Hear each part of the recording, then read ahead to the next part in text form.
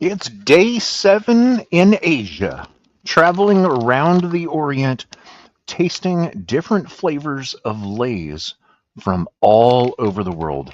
A week ago, we started in the Philippines. Technically, that snack was not Lay's, but since then, we have been to Taiwan, Thailand and Laos, China, Japan, back to Thailand, and to India, and then back to China, and now we are headed to, well, good Lord, where are these made?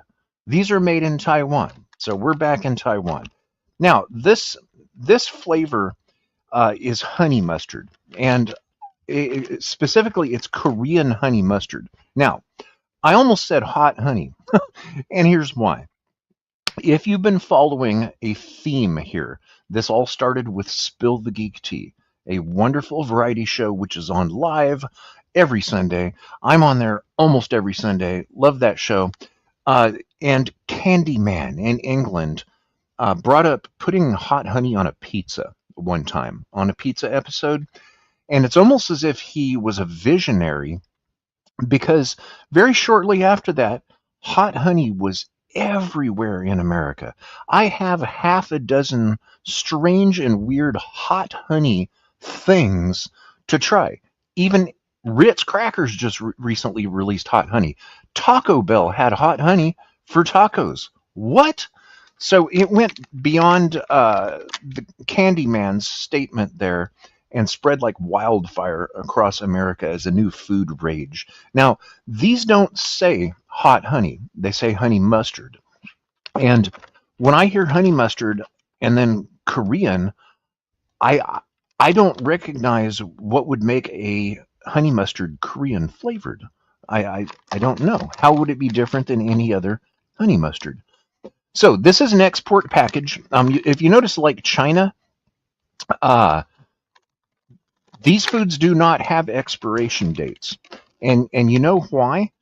Because they're not required in China and apparently not in Taiwan either. What the food manufacturers do in this case, it would be PepsiCo or Frito-Lay. Yeah, this does. PepsiCo Foods Taiwan Company Limited, Frito-Lay, Tianjin City, Taiwan. They only put the date of manufacture on it, and they leave it to the consumer to figure that out themselves. And it's my understanding that a bag of chips has a shelf life of, I don't know, 6 months, a year. If somebody knows, put it in the comments below. I don't actually know. So let's see what these taste like. Looking at the ingredients, there's a whole bunch of stuff. Potatoes, okay, so it is plural instead of just saying potato. Palm oil, sugar, spices, butter, really, mustard powder, salt, maltodextrin, monosodium glutamate, which I'm not afraid of. I do use it in cooking. I think it got a bad rap in the 1990s. Hydrolyzed soy protein, glucose, soy sauce. Maybe this has some umami going on. Citric acid. Okay, yeah, so it's got the sweet and the tart, and because of the third ingredient being sugar. This should have umami. Acetic acid, silicon dioxide, citric acid, disodium 5, guanosine, nucleotide, phosphate, caramel color, steviolol, glycides, flavor. You know what? Here, let's just see what these taste like.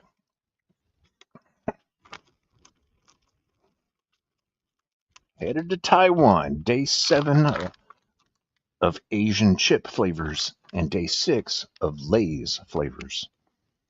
Wow, this, okay, there's not very many in this bag. Where's the weight? I don't see a weight on here. This required export label is so tiny. Okay, 32 grams. One serving.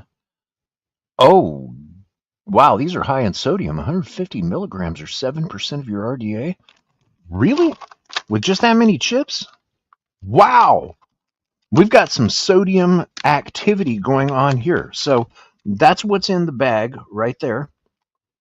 I even see some salt on the inside of the bag here. All right. I'm getting a flavor, or I'm getting an aroma of artificial honey. All right, here's what one looks like. Standard issue Lay's. You can even see the salt on this thing. All right, here we go. Headed to Korea via Taiwan, tasting strange and unusual Lay's flavors.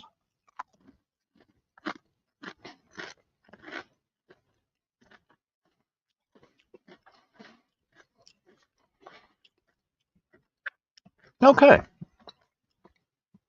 Now, to me, I am having trouble differentiating why these are specifically called Korean honey mustard.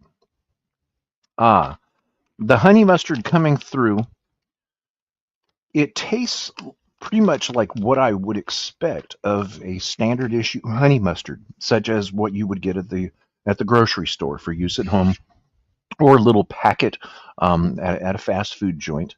I'm not. There's no heat, and I'm not getting something that would indicate Asian to me at all.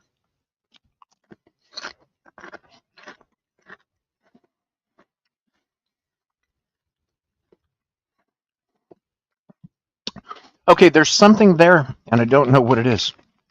This one right here is going to leave me stumped.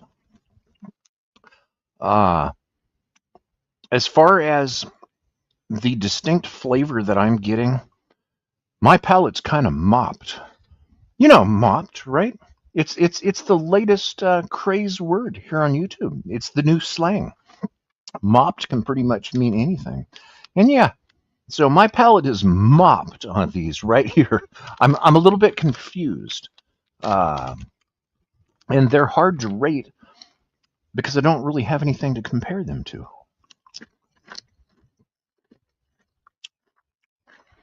They're too sweet. They're too sweet. These are very unique.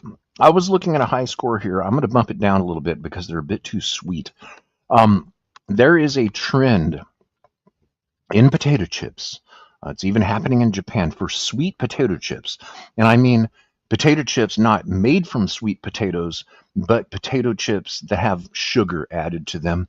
And it's just not to my liking. So would I buy these again? Maybe, but probably not, because there isn't anything that just stands out to me and just screams, "Oh wow, that's so unique."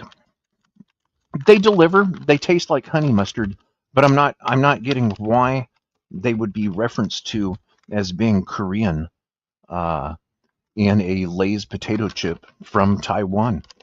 So let's mop it up here.